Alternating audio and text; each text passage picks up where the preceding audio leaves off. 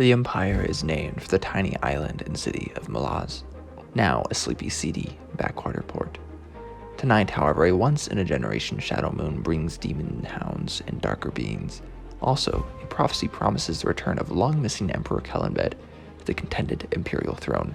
This night will determine the fate of the world. Hello and welcome to Liam's Lyceum. I am your host Liam, aka Hembar, and today I'll be doing a spoiler-free review of ENC Esslemont's Knight of Knives.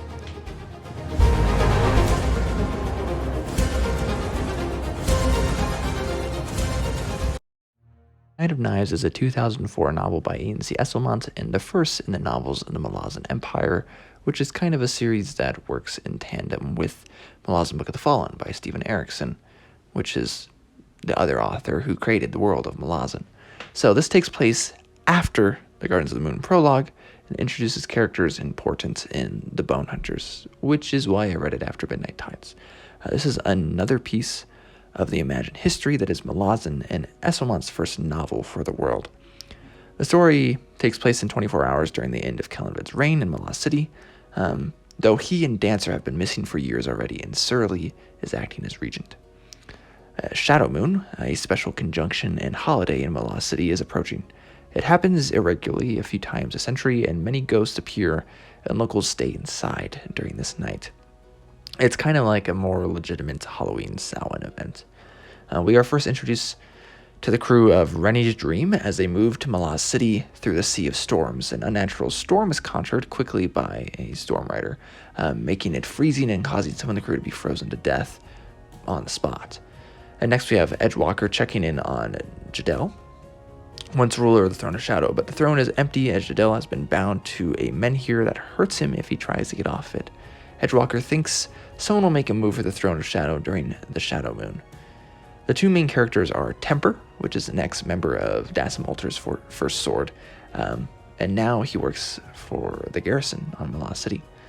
Kiska is a young woman who practices intrigue and spycraft, and she hopes it will be impressive to the Claw. She's rather young. So Tobin also, though, is kind of a third character. He's an interesting man on a boat that deals with aspects of the sea portion of the prologue directly. He gets way less time on page than the other two. There are only 6 chapters, plus the prologue and epilogue. They're all about the same length as Book of the Fallen chapters, but there's just so few. So my copy was actually a little less than 300 pages.